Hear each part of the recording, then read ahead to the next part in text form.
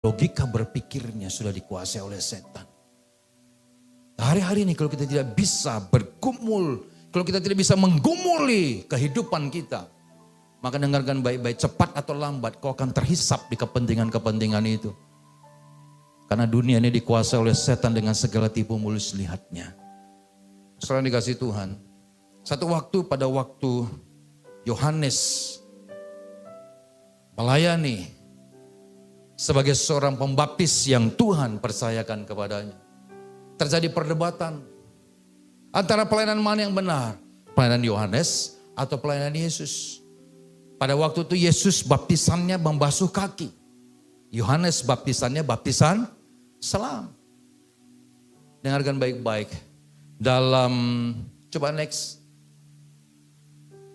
Ya, stay di situ. Ya, berhenti di situ. Ya.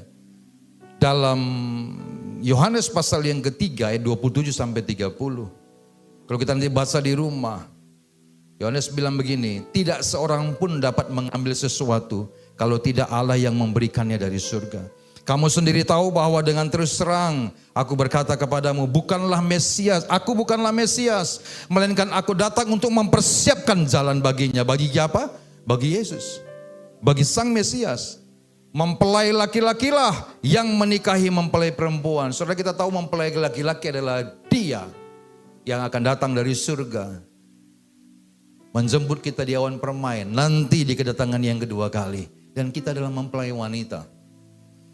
Saudara dikasih Tuhan, mempelai laki-lakilah yang menikahi mempelai perempuan. Dan sahabat mempelai laki-laki itu hanya senang berdiri di sampingnya dan mendengarkan ikrarnya. Karena itu aku sangat bersukacita atas keberhasilannya. Ia harus semakin besar dan ia harus makin besar dan makin besar. Tetapi aku harus makin kecil. Ketika orang memuji Yohanes, dia bilang bukan aku. Yohanes tidak mengambil, ya. Yohanes tidak menikmati penyembahannya. Dia tidak menikmati pelayanannya. Dia menikmati Dia yang hadir. Dia katakan, saya hanya pelayan mempelai laki-laki.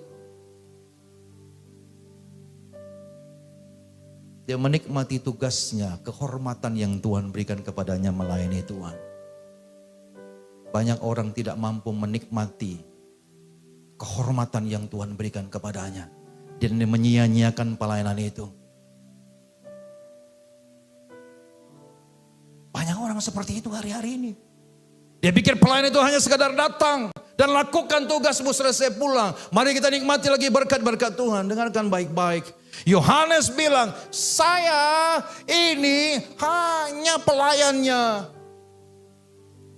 Dia tidak mengambil dan menikmati kapasitas itu, tetapi dia bangga atas Dia.